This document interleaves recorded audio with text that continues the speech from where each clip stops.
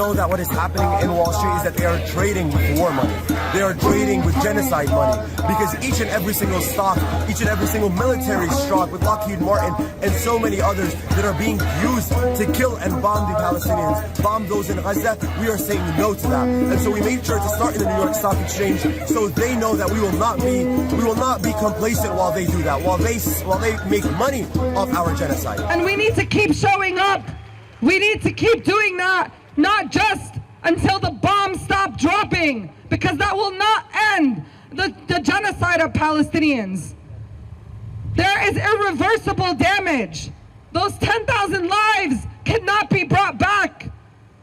The hundreds and hundreds of thousands of homes that have been destroyed, the millions of Palestinians that have been displaced, that does not end with a ceasefire, that does not end when the bombing stops.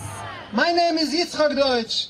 We are here on Black Friday to remember the darkness, what happened in the last 7 weeks. But we are also here today to remember the darkness for the last 75 years for the Palestinian people. This brutal occupation, which is responsible for this endless rivers of bloodshed. We are here as Jewish people, true to the Torah, true to our religion. We are embarrassed today. We are embarrassed at what Zionism doing in my name, in the name of my religion, which is totally wrong. I think that people are finding that supporting Israel is morally indefensible in this time, as they are witnessing a genocide happening before our eyes. You know, we are watching these videos in our most intimate moments and spaces on our phones, completely unfiltered, and it's changing minds. And it's as you can see here, there's an anti-war movement building against this, this regime.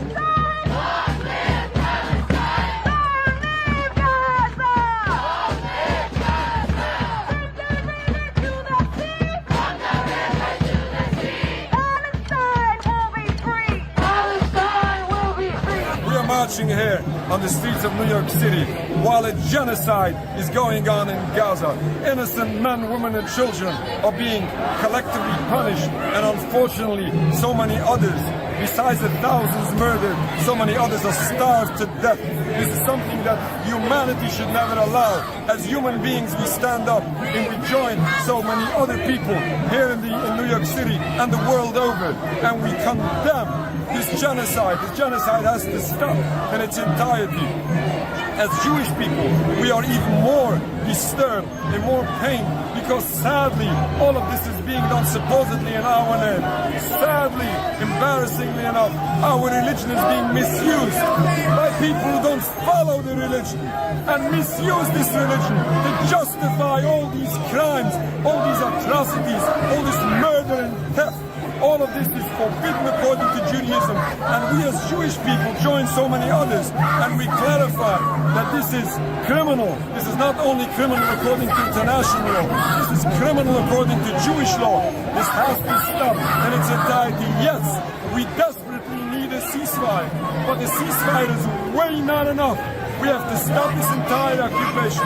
All what we are witnessing the past 2 weeks didn't start on October 7th. As the Secretary General of the United Nations clearly said, this didn't happen out of a vacuum. This happened because a result of this 75 years of brutal occupation. We don't condone any violence, but we have to face reality. If we are truly concerned for the safety and security of human beings, if we are truly concerned and we want to see a better future, we want to see a long-lasting peace, people should be able to live in peace and security. We have to study the history of Palestine. Jewish people lived in Palestine despite any difference of religion. The difference of religion is not the cause for conflict. We lived in peace until this movement of Zionism, this criminality came in to the region and destroyed everything. We have to stop the root cause to the problem in its entirety. This occupation has to stop in its entirety. At that time, we can see once again the beautiful peace that did exist. Let's hope we see this in the future. Thank you very much. I speak not from my voice, not from my emotion. nations. I'm speaking from what Judaism speaks. I'm speaking. My colleagues, my Jewish friends have been going out demonstrating in the streets of Al-Quds of Jerusalem.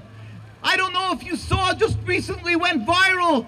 They went out on the streets simply demonstrating, not with the Zionists, their deplorable tactics of claiming that the Palestinians are a bunch of terrorists. What about the Jews that there's 75 years, not one of us had a gun, a bullet, and yet they brutally beat and attack simply because these Jews who are true to the religion go out on the streets and declare the occupation is a rebellion against God. What people say it's inhumane, it is against God.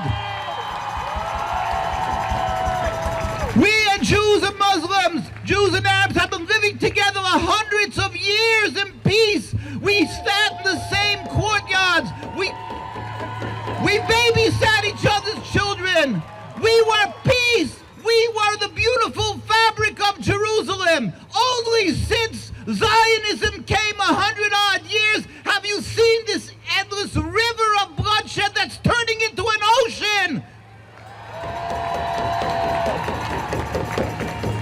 We cry, we hurt. Jews around the world who are true to Judaism do not accept this, will not accept it. We plead with the world, do not be silent, stand up. This is ungodly, this is cruel, this is criminal. The rabbis of Palestine, when Zionism was to be ratified by the UN, said, no, this is not Judaism. We are not to have a state. We are not allowed to kill. We're not allowed to say, what are you doing in our name? And the United Nations said, no, no, no. The Zionists have the word. That's what they said. And they said that, and people were killed. First there was 56 war, then the 67, and more death, and more death, and more death. Every day another Palestinian is killed, and every day another person is suffering a mental breakdown, and every single day people are in refugee camps, people are in Gaza, people are dying, suffering, and all because Zionism told us what Judaism is. This is unacceptable. Judaism is not occupation. Judaism is to serve God, to do good, to do kindness. Judaism stands in opposition. Judaism declares Zionism is Nakba. Zionism is criminal. Zionism is murder. So we are not here to support terror, we're here to condemn it. That is our duty. That is our duty as Muslims, that is our duty as non-Muslims. There is no color, there is no religion when it comes to oppression. That will be our duty forever. So even if there's a ceasefire tomorrow, we are not done. And we will not be done until Palestine is free from the river to the sea. And every single semblance of oppression worldwide is our mission from now on. We will never go home. We will never be finished. As our Prophet Muhammad ﷺ told us, "Man ra'a minkum munkaran falyughayyirhu biyadihi." Whoever amongst you sees oppression, sees an evil, he changes it with his hand, or by his tongue, or hates it in his heart, and that's the least you can do as a human being, as a believer. So we are on a mission that will not end until Palestine is free. Palestinian freedom, and not just Palestinian freedom. This is what we need. We just can't march and say free Palestine without any of these hearings. We got to end Israel's occupation of Palestine. We have to stop funding Israel's defense force. We have to release all the hostages, all hostages on both sides, whether they're Israeli hostages or Palestinian hostages in the West Bank or in the Gaza Strip. An immediate ceasefire. Humanitarian aid for anybody that needs it, now. We have to reconnect all the communication networks in the Gaza Strip. We need a safe place for Israelis and Palestinians to live. There's plenty of Israelis that don't want this war. There's obviously nobody in Palestine wants this. We have to completely reject Islamophobia and anti-Semitism. We want tribunals for every war criminal, every single one of them. Whether it's Benjamin Netanyahu, whether it's Yoav Gallant, whether it is Joe Biden, Anthony Blinken, Avril Haines, Lloyd Austin, every single war criminal. Justin Trudeau, every war criminal must be tried in The Hague in the Netherlands for crimes against humanity and every single war crime and every violation of the Fourth Geneva Convention. Last, I want the immediate resignation of Joe Biden. He's a genocide maniac. He has to go. He is sponsoring genocide in Palestine. He is sponsoring genocide in Palestine. Joe Biden must resign. John, you and I were together on April 29, 2021 at the Andrew Brown Jr. protest in Elizabeth City, North Carolina. 100 days into Joe Biden's presidency. He's done nothing except drag this country into ruin. Joe Biden must go. They're soaked in the blood of genocide and war crimes. Israel has been clear of its intentions from the very beginning. They have said it time and again they want to flatten Gaza, no matter how long it takes, and still our government is standing behind them, is standing with this genocide. Israel is bombing schools and hospitals, roads and places of worship. A genocide is unfolding and our government is funding it. We're in the streets today and every day until this stops, making our voices heard. Because right now, silence is complicity. That's right. We are here because Israel has cut off food and water and electricity to 2.2 million people. 50% of them children. So many in my community have learned over the past 2 weeks that their friends and family are among the hostages. Our hearts are broken and our grief is massive. And so many Palestinians in my life are also in mourning right now and are living in terror as they lose contact with loved ones in Gaza, as the death toll rises and rises in Gaza, where there is no food and water, where there is no electricity or fuel, where there is no safe place to hide, and there is no way to escape as bombs rain down without end. We have no choice. We have no choice but to face all of this suffering, to face all of this loss together.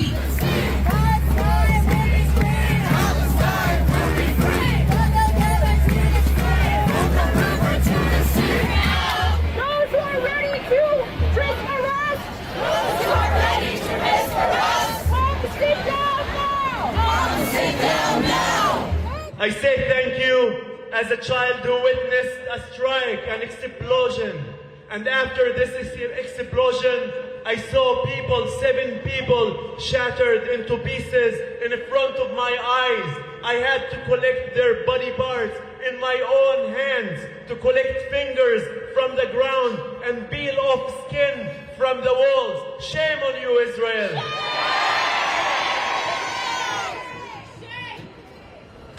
I say thank you as a child who was shot in his leg when I was 15 years old on the hand of an Israeli soldier. And I come here today as a witness, as a living witness to the Israeli apartheid, to the Israeli oppression and occupation that my experience cannot be doubt. It's reality. I said it before and I say it now, that not only students but human beings and people come together to support us against all of this oppression at Columbia University. I said it before and I say it now, that injustice anywhere is a threat to justice everywhere. Injustice at Columbia University is a threat to justice at every other university. Tonight we honor their sacrifice, their unwavering dedication to their craft. We remember their names, their faces, their stories. We mourn their absence, the void they have left in the tapestry of journalism. Those who have endured the unimaginable pain.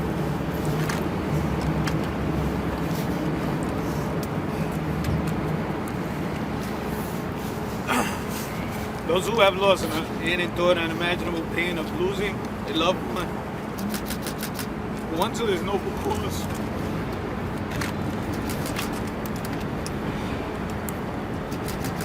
We recognize their sacrifices they made, the unwavering support. Their loss has left a gaping hole in the hearts of those who knew them and loved them. And we honor fallen journalists. Let us also remember their families, those who have borne the weight of their sacrifice.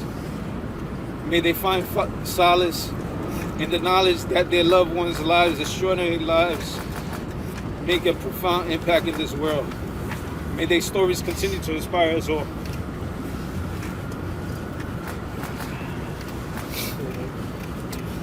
Thank you. Thank you, Dee. That was beautiful. Beautiful. Thank you. Every time we can, when we have the courage, the power, people of our religion, of the Jewish religion, stands up, speaks out, because there's one reason that we have to stand up, more than any other person who is standing here, and that is because this colossal atrocity, this Nakba, is being committed by taking the name of Judaism and intimidating, threatening. Judaism is not the state of Israel. Oh, no, it isn't. Judaism is not the state of Israel. Judaism is not this colonial force, this selfish, flawed, political movement. It's a godly religion of 3,000 years. When will the world wake up? The rabbis around the world, when Zionism started in Austria, said, this is not our religion. Are you guys nuts? We are here to serve God, to emulate God, to be subservient to God, not to kill, not to steal, not occupy. Be compassionate. God is compassionate. Be compassionate. And here we are standing 30 and 40 days since this bombing, this relentless mass murder of people in Gaza. Slowly, day by day, another person, another body, and people screaming for their lives under the rubble. How dare we be silent as Jews when this atrocity is taking place and in our name?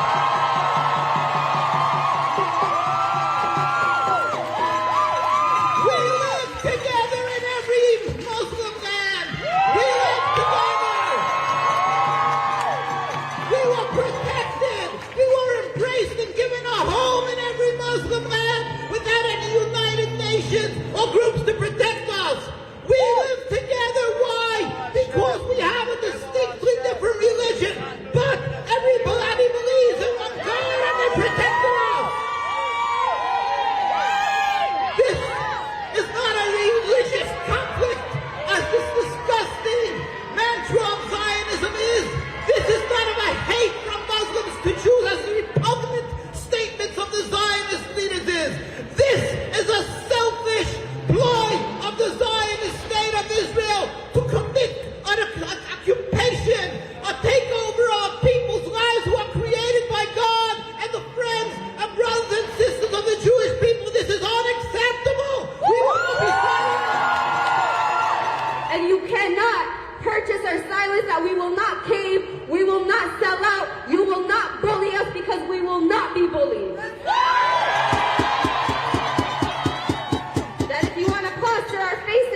On doxing trucks, you want to place us on Canary Mission, you want to show up to our homes, you want to send the New York Post, go ahead, we will not be silent.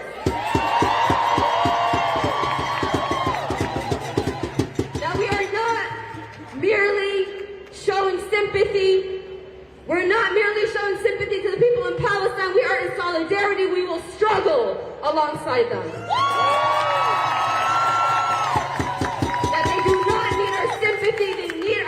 They need us in the streets, in our classrooms, at our workplaces. They need us organizing day in and out. They need us resisting just as they resist. Ceasefire now!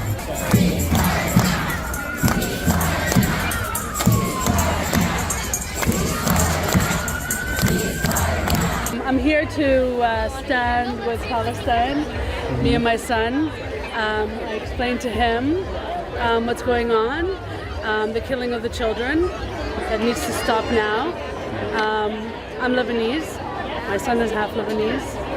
We've lived through Israeli aggressions and bombardments before, and Palestine is all of us.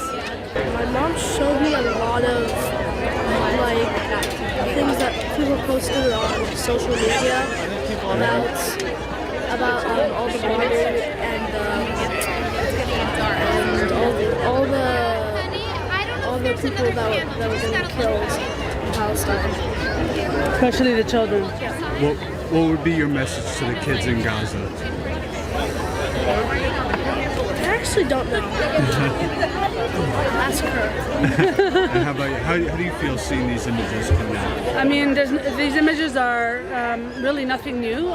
There have been images of children dying under Israeli and American bombs my whole life, and something has to. I mean, something has to change. The killing has to stop. Ceasefire now! Ceasefire now! From the river to the sea! Palestine will be free! Palestine will be free! And this man said, stop Israel! You're a terror state! And we don't want your dirty war! We want to free Palestine! Why are you supporting trapping innocent people? Why are you supporting Israel, the occupators of Palestine, Gaza, everyone in Palestine? Why are you killing these children? Why are you doing this? Why are you supporting the ones who are hurting the Palestinians, the innocent? And you're supporting you're not supporting the victims. You're supposed to support the victims because they are experiencing. They're getting PTSD.